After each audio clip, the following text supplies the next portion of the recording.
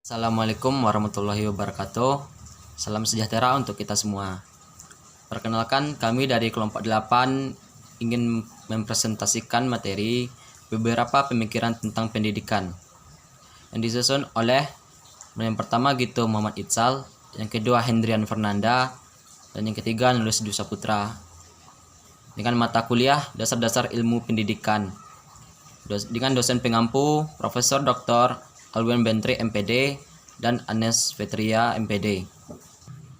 Untuk materi pertama akan dijelaskan oleh Herdian Fernanda. Kepada Herdian Fernanda dipersilakan. Assalamualaikum warahmatullahi wabarakatuh. Saya Hendrian Fernanda dengan NIM 210760555. Di sini saya akan menjelaskan poin A, yaitu pemikiran klasik. Pemikiran klasik ada 4 aliran, yaitu aliran empirisme, aliran nativisme, aliran naturalisme, dan aliran konvergensi. 1. Aliran empirisme. Aliran empirisme bertolak dari Lockean tradition yang mementingkan stimulasi eksternal dalam perkembangan manusia dan menyatakan bahwa perkembangan anak tergantung pada lingkungan, sedangkan pembawaan tidak dipentingkan. Pengalaman yang diperoleh anak dalam kehidupan sehari-hari didapat dari dunia sekitarnya yang berupa stimulan-stimulan. Stimulasi ini berasal dari alam bebas ataupun diciptakan oleh orang dewasa dalam bentuk pendidikan. 2. Aliran nativisme.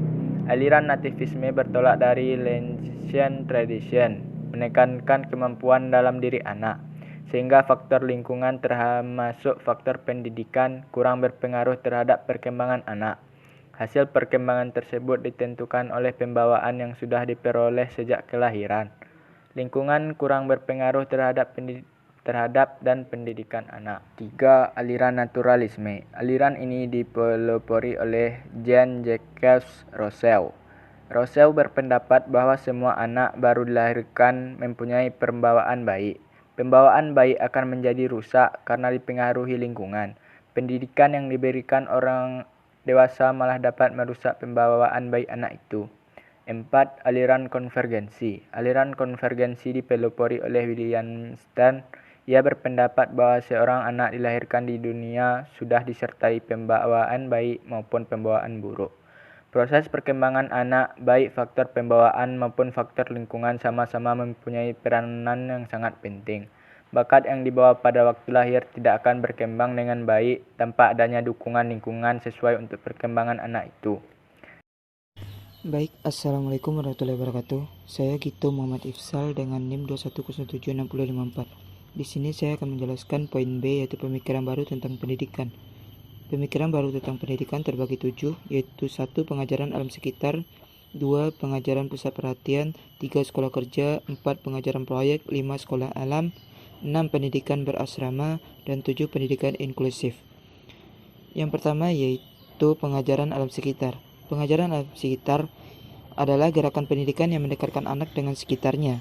Perintis dari gerakan ini adalah F.R. Alvinger di Jerman dengan Heimatkunde dan J. Leichhardt di Belanda dengan Het voor Leven.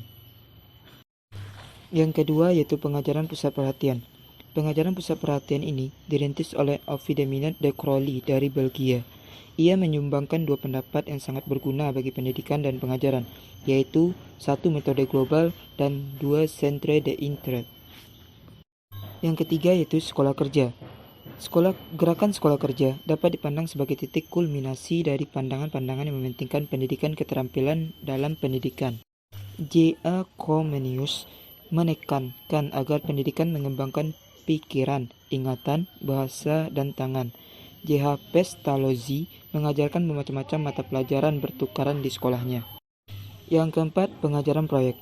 Pengajaran proyek biasa pula digunakan sebagai salah satu metode mengajar di Indonesia, antara lain dengan nama pengajaran proyek, pengajaran unit, dan sebagainya.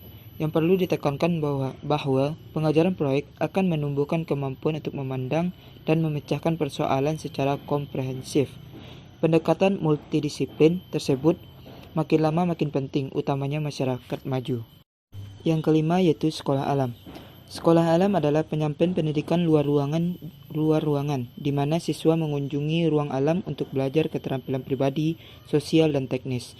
Model pembelajaran ini telah didefinisikan sebagai proses pembelajaran yang membuka kesempatan kepada anak-anak, remaja, dan dewasa untuk mencapai dan mengembangkan kepercayaan diri melalui pembelajaran langsung di lingkungan alam. Seperti pepatah Minang yang mengatakan, alam tak kambang menjadi guru. Yang keenam, yaitu pendidikan berasrama. Sekolah berasrama adalah alternatif terbaik buat para orang tua menyekolahkan anak mereka dalam kondisi apapun. Selama 24 jam, anak hidup dalam pemantauan dan kontrol yang total dari pengelola, guru, dan pengasuh di sekolah-sekolah berasrama. Anak betul-betul dipersiapkan untuk masuk ke dalam dunia nyata dengan modal yang cukup.